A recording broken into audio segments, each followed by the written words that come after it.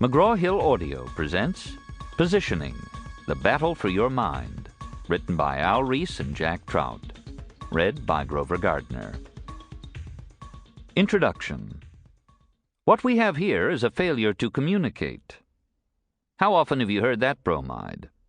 Failure to communicate is the single, most common, most universal reason people give for their problems. Business problems, government problems, labor problems, marriage problems. If only people took the time to communicate their feelings, to explain their reasons, the assumption is that many of the problems of the world would somehow disappear. People seem to believe any problem can be solved if only the parties sit down and talk. Unlikely. Today, communication itself is the problem. We have become the world's first over-communicated society. Each year, we send more and receive less. This book has been written about a new approach to communication called positioning, and most of the examples are from the most difficult of all forms of communication, advertising. A form of communication that, from the point of view of the recipient, is held in low esteem. Advertising is, for the most part, unwanted and unliked. In some cases, advertising is thoroughly detested. To many intellectuals, advertising is selling your soul to corporate America, a subject not worthy of serious study.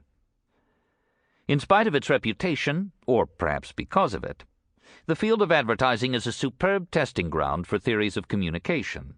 If it works in advertising, most likely it will work in politics, religion, or any other activity that requires mass communication.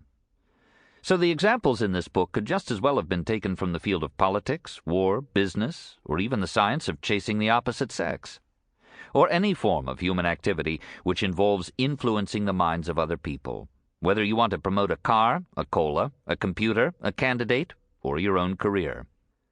Positioning is a concept that has changed the nature of advertising, a concept so simple people have difficulty understanding how powerful it is. Every successful politician practices positioning. So do Procter & Gamble and Johnson & Johnson. Positioning starts with a product, a piece of merchandise, a service, a company, an institution, or even a person, perhaps yourself. But positioning is not what you do to a product. Positioning is what you do to the mind of the prospect. That is, you position the product in the mind of the prospect. So it's incorrect to call the concept product positioning. You're not really doing something to the product itself. Not that positioning doesn't involve change. It often does. But changes made in the name, the price, and the package are not really changes in the product at all. They're basically cosmetic changes done for the purpose of securing a worthwhile position in the prospect's mind. Positioning is the first body of thought that comes to grips with the difficult problem of getting heard in our over-communicated society. If one word can be said to have marked the course of advertising in the past decade, the word is positioning. Positioning has become a buzzword among advertising, sales, and marketing people, not only in America, but around the world. Teachers, politicians, and editorial writers are using the word. Most people think positioning got started in 1972 when we wrote a series of articles entitled The Positioning Era for the trade paper Advertising Age. Since then, we have given more than 1,000 speeches on positioning to advertising groups in 21 different countries around the world, and we have given away more than 150,000 copies of our Little Orange booklet, which reprints the Advertising Age articles. Positioning has changed the way the advertising game is being played today. We're the third largest selling coffee in America, says the Sanka radio commercials. The third largest? Whatever happened to those good old advertising words like first and best and finest? Well, the good old advertising days are gone forever, and so are the words. Today you find comparatives, not superlatives. Avis is only number 2 in rent-a-cars, so why go with us? We try harder. 7-Up, the Uncola. Along Madison Avenue, these are called positioning slogans, and the advertising people who write them spend their time and research money looking for positions or holes in the marketplace. But positioning has stirred up interest well beyond Madison Avenue, with good reason. Anyone can use positioning strategy to get ahead in the game of life. And look at it this way. If you don't understand and use the principles, your competitors undoubtedly will.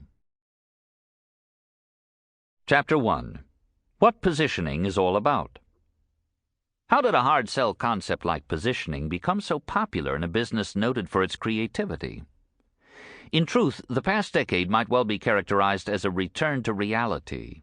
White knights and black eye patches gave way to such positioning concepts as light beer from Miller, everything you always wanted in a beer, and less. Poetic? Yes. Artful? Yes. But also a straightforward, clearly defined explanation of the basic positioning premise. To be successful today, you must touch base with reality, and the only reality that counts is what's already in the prospect's mind. To be creative, to create something that doesn't already exist in the mind, is becoming more and more difficult, if not impossible. The basic approach of positioning is not to create something new and different, but to manipulate what's already up there in the mind, to retie the connections that already exist.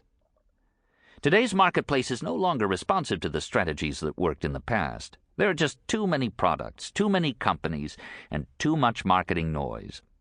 The question most frequently asked by positioning skeptics is, why? Why do we need a new approach to advertising and marketing? The answer is that we have become an over-communicated society. The per capita consumption of advertising in America today is $376.62 a year. That compares with $16.87 in the rest of the world. If you spend $1 million a year on advertising, you are bombarding the average consumer with less than a half-cent of advertising, spread out over 365 days. A consumer already exposed to $376.61.5 worth of other advertising. In our over-communicated society, to talk about the impact of your advertising is to seriously overstate the potential effectiveness of your message. Advertising is not a sledgehammer. It's more like a light fog, a very light fog that envelops your prospects. In the communication jungle out there, the only hope to score big is to be selective, to concentrate on narrow targets, to practice segmentation. In a word, positioning. The mind, as a defense against the volume of today's communications, screens and rejects much of the information offered it. In general, the mind accepts only that which matches prior knowledge or experience. Millions of dollars have been wasted trying to change minds with advertising. Once a mind is made up, it's almost impossible to change it. Certainly not with a weak force like advertising. Don't confuse me with the facts. My mind's made up. That's a way of life for most people. The average person will sit still when being told something which he or she knows nothing about, which is why news is an effective advertising approach. But the average person cannot tolerate being told he or she is wrong. Mind changing is the road to advertising disaster. The only defense a person has in our over-communicated society is an oversimplified mind. Not unless they repeal the law of nature that gives us only 24 hours in a day will they find a way to stuff more into the mind. The average mind is already a dripping sponge that can only soak up more information at the expense of what's already there. Yet we continue to pour more information into that supersaturated sponge and are disappointed when our messages fail to get through. Advertising, of course, is only the tip of the communication iceberg. We communicate with each other in a wide variety of bewildering ways, and in a geometrically increasing volume. The medium may not be the message, but it does seriously affect the message. Instead of a transmission system, the medium acts like a filter. Only a tiny fraction of the original material ends up in the mind of the receiver. Furthermore, what we receive is influenced by the nature of our over-communicated society. Glittering generalities have become a way of life in our over-communicated society. We oversimplify because that's the only way to cope. Technically, we are capable of increasing the volume of communication at least tenfold. We're experimenting with direct television broadcasting from satellites. Every home would have 100 channels or so to choose from. North American Philips has just introduced a 3.5-inch compact disc that holds 600 megabytes of data, more than enough to store the entire Encyclopedia Britannica. Terrific. But who is working on a compact disc for the mind? Who is trying to help the prospect cope with complexity that so overwhelms the mind that the average reaction to the wealth of information today is to tighten the intake valve, to accept less and less of what is so freely available? Communication itself is the communication problem. The best approach to take in our over-communicated society is the oversimplified message. In communication, as in architecture, less is more. You have to sharpen your message to cut into the mind. You have to jettison the ambiguities, simplify the message, and then simplify it some more if you want to make a long-lasting impression. People who depend on communication for their livelihood know the necessity of oversimplification. Let's say you are meeting with a politician whom you are trying to get elected. In the first 5 minutes, you'll learn more about your political product than the average voter is going to learn about that person in the next 5 years. Since so little material about your candidate is ever going to get into the mind of the voter, your job is really not a communication project in the ordinary meaning of the word. It's a selection project. You have to select the material that has the best chance of getting through. The enemy that is keeping your messages from hitting pay dirt is the volume of communication. Only when you appreciate the nature of the problem can you understand the solution. When you want to communicate the advantages of a political candidate or a product or even yourself, you must turn things inside out. You look for the solution to your problem not inside the product, not even inside your own mind. You look for the solution to your problem inside the prospect's mind. In other words, since so little of your message is going to get through anyway, you ignore the sending side and concentrate on the receiving end. You concentrate on the perceptions of the prospect, not the reality of the product. In politics, said John Lindsay, the perception is the reality. So too in advertising, in business, and in life. But what about truth? What about the facts of the situation? What is truth? What is objective reality? Every human being seems to believe intuitively that he or she alone holds the key to universal truth. When we talk about truth, what truth are we talking about? The view from the inside or the view from the outside? It does make a difference. In the words of another era, the customer is always right. And by extension, the seller or communicator is always wrong. It may be cynical to accept the premise that the sender is wrong and the receiver is right, but you really have no other choice. Not if you want to get your message accepted by another human mind. Besides, who's to say that the view from the inside looking out is any more accurate than the view from the outside looking in? By turning the process around, by focusing on the prospect rather than the product, you simplify the selection process. You also learn principles and concepts that can greatly increase your communication effectiveness. Chapter 2. The Assault on the Mind. As a nation, we have fallen in love with the concept of communication. In some grade schools, show and tell is now being called communication. We don't always appreciate the damage being done by our over-communicated society. In communication, more is less. Our extravagant use of communication to solve a host of business and social problems has so jammed our channels that only a tiny fraction of all messages actually gets through, and not necessarily the most important ones either.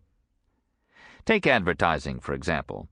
With only 6% of the world's population, America consumes 57% of the world's advertising. And you thought our use of energy was extravagant. Actually, we consume only 33% of the world's energy.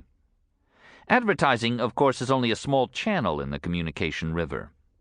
Take books. Each year, some 30,000 books are published in America. Every year, another 30,000. Which doesn't sound like a lot until you realize it would take 17 years of reading 24 hours a day just to finish 1 year's output. Who can keep up? Take newspapers. Each year, American newspapers use more than 10 million tons of newsprint, which means that the average person consumes 94 pounds of newsprint a year. There's some question whether the average person can digest all this information. The Sunday edition of a large metropolitan newspaper like the New York Times weighs about 4.5 pounds and contains some 500,000 words. To read it all at an average reading speed of 300 words per minute would take almost 28 hours. Not only would your Sunday be shot, but also a good part of the rest of the week, too. How much is getting through? Take television. A powerful and persuasive medium, television didn't replace radio or newspapers or magazines. Each of the three older media is bigger and stronger than it ever was. Television is an additive medium, and the amount of communication added by television is awesome. 98% of all American homes have at least one television set. A third have 2 or more. The average American family watches television more than 7 hours a day, more than 51 hours a week. Like motion pictures, the TV picture is really a still picture which changes 30 times a second, which means the average American family is exposed to some 750,000 television pictures a day. Not only are we being pictured to death, we are being papered to death. Take that Xerox machine down the hall. American business processes 1.4 trillion pieces of paper a year. That's 5.6 billion every working day. Down the halls at the Pentagon, copy machines crank out 350,000 pages a day for distribution throughout the Defense Department, equal to 1,000 good-sized novels. World War II will end, said Field Marshal Montgomery, when the warring nations run out of paper. Take packaging. An 8-ounce package of Total Breakfast cereal contains 1,268 words of copy on the box, plus an offer for a free booklet on nutrition, which contains another 3,200 words. The assault on the mind takes place in many different ways. The U.S. Congress passes some 500 laws a year. That's bad enough. But regulatory agencies promulgate some 10,000 new rules and regulations in the same amount of time. And the regulatory agencies are not stingy with their words either. Consider this. The Lord's Prayer contains 56 words. The Gettysburg Address, 266. The Ten Commandments, 297. The Declaration of Independence, 300. And a recent U.S. government order setting the price of cabbage, 26,911. At the state level, over 250,000 bills are introduced each year, and 25,000 pass the legislatures to disappear into the labyrinths of the law. Ignorance of the law is no excuse. Ignorance of the lawmakers apparently is. Our legislators continue to pass thousands of laws that you can't possibly keep track of. And even if you couldn't possibly remember how a law might differ from one of our 50 states to another. Who reads, sees, or listens to all this outpouring of communication?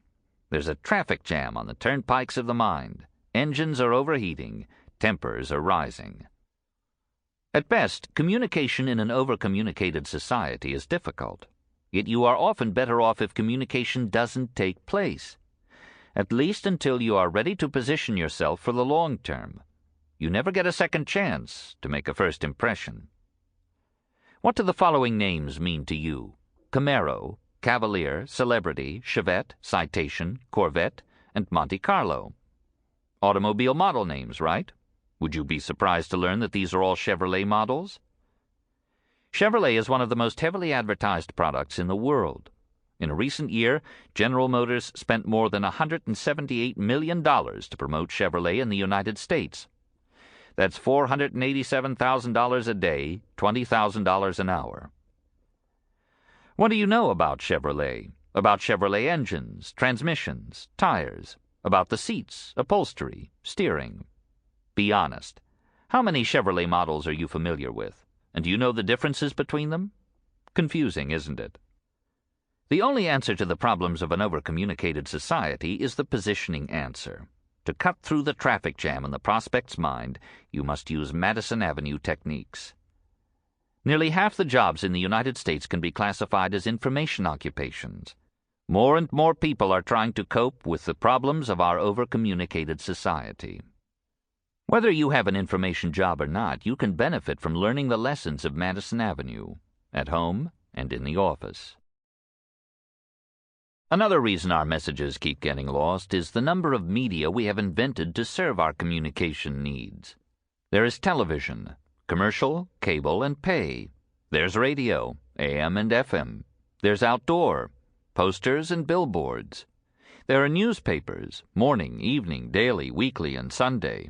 There are magazines, mass magazines, class magazines, enthusiast magazines, business magazines, trade magazines.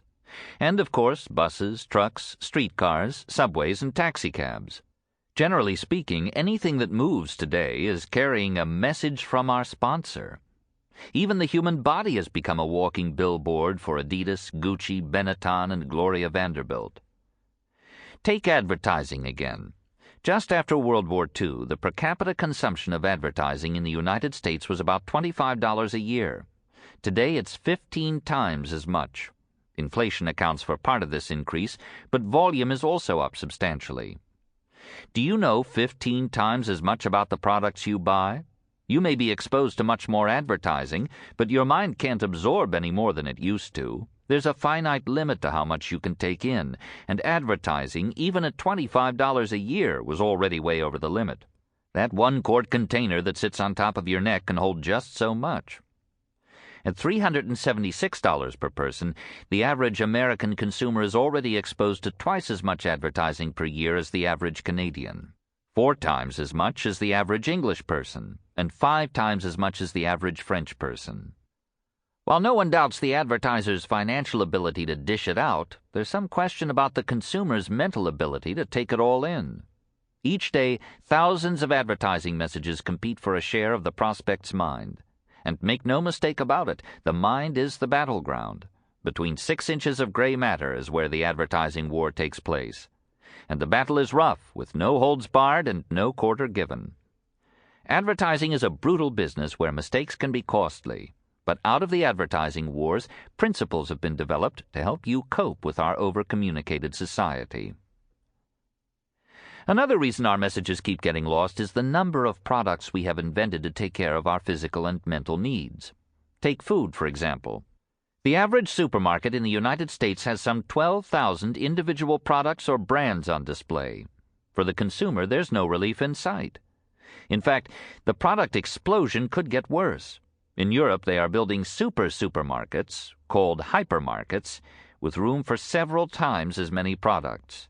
Biggs in Cincinnati, the first hypermarket in America, stocks 60,000 products. The packaged goods industry obviously expects the proliferation to continue. Those scratch marks on the side of most grocery boxes, the Universal Product Code, represent 10 digits. Your Social Security number has only 9, and the system is designed to handle more than 200 million people. And this same situation holds in the industrial field. The Thomas Register, for example, lists 80,000 companies. There are 292 manufacturers of centrifugal pumps, 326 builders of electronic controls, to take 2 categories at random. There are 500,000 active trademarks registered at the U.S. Patent Office, and 25,000 new ones get added every year. Hundreds of thousands of products are sold without trademarks, too. In a typical year, the 1,500 companies listed on the New York Stock Exchange introduce more than 5,000 significant new products. And presumably a lot more than that were insignificant, not to mention the millions of products and services marketed by America's 5 million other corporations. Take drugs. There are some 100,000 prescription drugs on the U.S. market. While many of these are specialized and used almost exclusively by medical specialists, the general practitioner still has a Herculean job to keep informed about the multitude of drug products available. Herculean? No, it's an impossible job. Even Hercules himself could not have kept up with more than a small fraction of these drugs. To expect more is to be totally ignorant of the finite capacity of even the most brilliant mind. And how does the average person cope with the product and media explosions? Not very well. Studies on the sensitivity of the human brain have established the existence of a phenomenon called sensory overload. Scientists have discovered that a person is capable of receiving only a limited amount of sensation. Beyond a certain point, the brain goes blank and refuses to function normally. Dentists have been toying with some of these discoveries. Earphones are placed on the patient, and the sound level is turned up until the sensation of pain is no longer felt. Chapter 3. Getting into the Mind. In our over-communicated society, the paradox is that nothing is more important than communication. With communication going for you, anything is possible. Without it, nothing is possible, no matter how talented and ambitious you may be. What's called luck is usually an outgrowth of successful communication, saying the right things to the right person at the right time, finding what the NASA people in Houston call a window in space.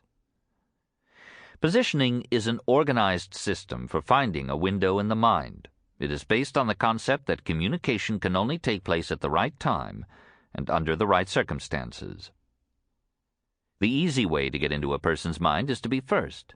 You can demonstrate the validity of this principle by asking yourself a few simple questions. What's the name of the first person to fly solo across the North Atlantic? Charles Lindbergh, right? Now, what's the name of the second person to fly solo across the North Atlantic? Not so easy to answer, is it? What's the name of the first person to walk on the moon? Neil Armstrong, of course. What's the name of the second? What's the name of the highest mountain in the world? Mount Everest in the Himalayas, right? What's the name of the second highest mountain in the world? What's the name of the first person you ever made love with? What's the name of the second? The first person, the first mountain, the first company to occupy the position in the mind is going to be awfully hard to dislodge. Kodak in photography, Kleenex in tissue, Xerox in plain paper copiers, Hertz in rent-a-cars, Coca in cola, General in electric. The first thing you need to fix your message indelibly in the mind is not a message at all. It's a mind, an innocent mind, a mind that has not been burnished by someone else's brand. What's true in business is true in nature, too. Imprinting is the term animal biologists use to describe the first encounter between a newborn animal and its natural mother. It takes only a few seconds to fix indelibly in the memory of the young animal the identity of its parent. You might think all ducks look alike, but even a day-old duckling will always recognize its mother, no matter how much you mix up the flock. Well, that's not quite true. If the imprinting process is interrupted by the substitution of a dog or cat or even a human being, the duckling will treat the substitute as its natural mother, no matter how different the creature looks. Falling in love is a similar phenomenon. While people are more selective than ducks, they're not nearly as selective as you might think.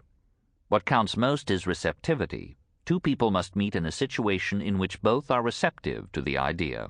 Both must have open windows, that is, neither is deeply in love with someone else. Marriage, as a human institution, depends on the concept of first being better than best, and so does business. If you want to be successful in love or in business, you must appreciate the importance of getting into the mind first. You build brand loyalty in a supermarket the same way you build mate loyalty in a marriage. You get there first, then be careful not to give them a reason to switch. And what if your name is not Charles or Neil or Kleenex or Hertz? What if someone else got into your prospect's mind first? The hard way to get into a person's mind is second. Second is nowhere. What's the largest-selling book ever published? Also the first book ever printed with movable type? The Bible, of course. And the second largest-selling book ever published? Who knows? New York is the largest cargo port in the United States, but which one is second? Would you believe Hampton Roads, Virginia? It's true. Who was the second person to fly solo across the North Atlantic? Amelia Earhart was not the second person to fly the North Atlantic solo, although she was the first woman to do it. Now then, who was the second woman? If you didn't get into the mind of your prospect first, personally, politically, or corporately, then you have a positioning problem. In a physical contest, the odds favor the fastest horse, the strongest team, the best player. The race isn't always to the swift, nor the battle to the strong, said Damon Runyon, but that's the way to bet. Not so in a mental contest. In a mental battle, the odds favor the first person, the first product, the first politician to get into the mind of the prospect. In advertising, the first product to establish the position has an enormous advantage. Xerox, Polaroid, Bubble Yum, to name a few more examples. In advertising, it's best to have the best product in your particular field, but it's even better to be first. Love might be wonderful the second time around, but nobody cares who the second person to fly solo across the North Atlantic was, even if that person was a better pilot. There are positioning strategies to deal with the problem of being number 2 or number 3 or even number 203. But first, make sure you can't find something to be first in. It's better to be a big fish in a small pond and then increase the size of the pond than to be a small fish in a big pond. The advertising industry is learning the Lindbergh lesson the hard way. With the magic of money and enough bright people, some companies feel that any marketing program should succeed. The wreckage is still washing up on the beach. DuPont's Corfam, the Convair 880 Vote toothpaste, Handy Andy cleaner. The world will never be the same again, and neither will the advertising business. Not that a lot of companies haven't tried. Every drugstore and supermarket is filled with shelf after shelf of half-successful brands. The manufacturers of these Me Too products cling to the hope that they can develop a brilliant advertising campaign which will lift their offspring. Sample complete. Ready to continue?